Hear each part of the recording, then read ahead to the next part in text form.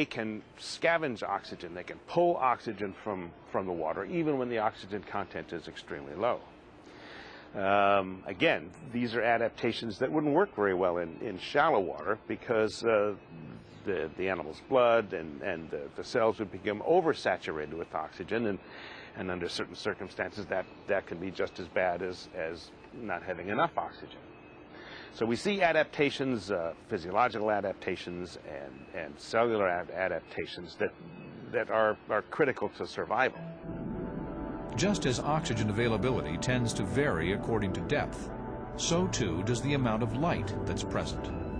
It only penetrates in the oceans down to maybe 200 meters if you have clear water. And in more turbid waters, it doesn't even get down that far.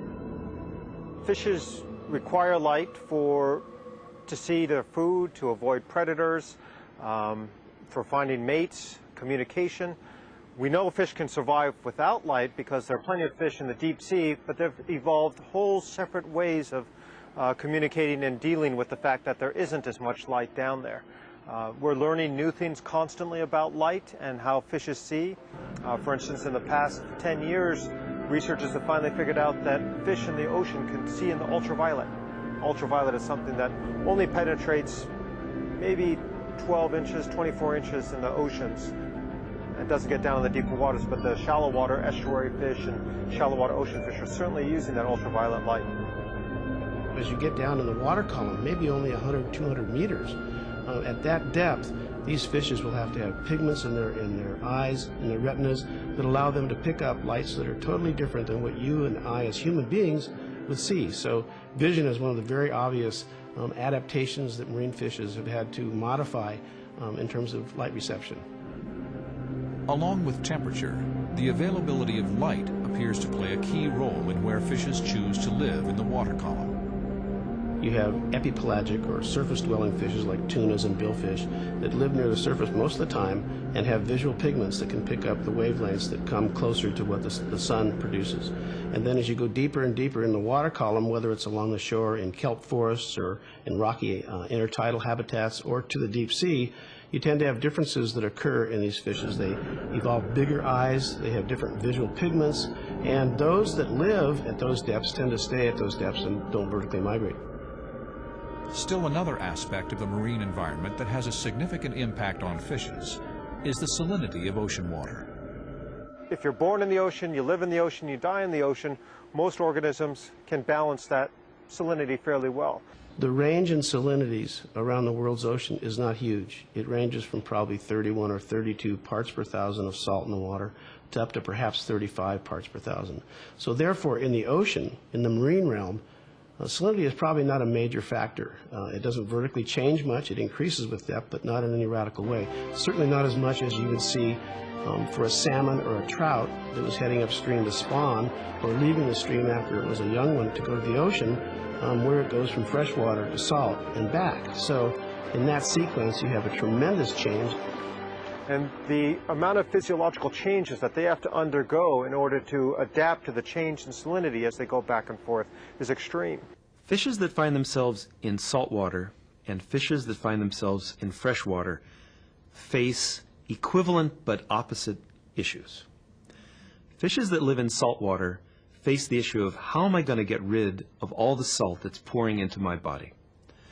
Fishes that live in freshwater face the issue of how am I going to keep the small amount of salt in my body that I really need to function, because I'm surrounded by all this fresh water. And they handle the problem in opposite ways.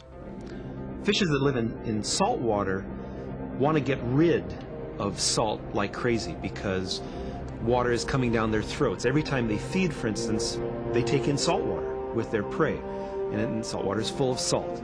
So their kidneys are highly evolved to push salt out as fast as possible. And so what they end up with is extremely concentrated urine, and they're dumping out a lot of the salts through their gills and through their urine.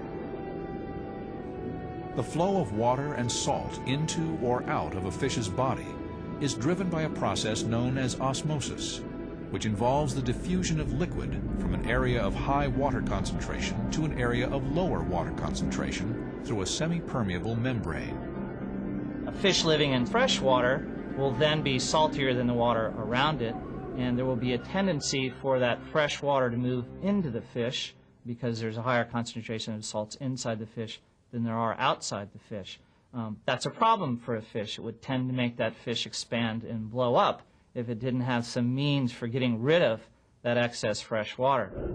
If we look at the other side of it, a fish in salt water, the fish itself is actually less salty than the saltwater environment in which it lives, and so there will be a tendency for that fish to lose water. So a fish in salt water is going to have a tendency for water to flow out of its body, which again could be a problem. So they have to take measures and have to adapt certain means, physiological means, keeping that water inside their body. Along with salinity, the balance between acidity and alkalinity, or the pH, is another aspect of seawater chemistry that can have an impact on fishes. The pH tends to be more basic in surface waters. pH is increased by photosynthesis because plants take up CO2. That increases the pH of seawater. So you see maximum in pH in surface waters. Then as you go down with depth, you get a decrease in pH due to respiration and production of CO2. It is a very active area of interest because with the ideas of sequestering carbon dioxide down into the ocean, this has the potential of actually changing the pH over the ocean over the next few dozens of years or so. And while it doesn't seem extreme, we're looking at maybe half a pH change. The pH scale is a logarithmic scale, so we're really looking at a fairly major shift. And some of the things we're finding out, particularly for the deep sea fish, is that even a half a pH change can have dramatic effects on their physiology. One of the effects in particular is in oxygen uptake. And this will be particularly important to fish, but also applies to other invertebrates as well.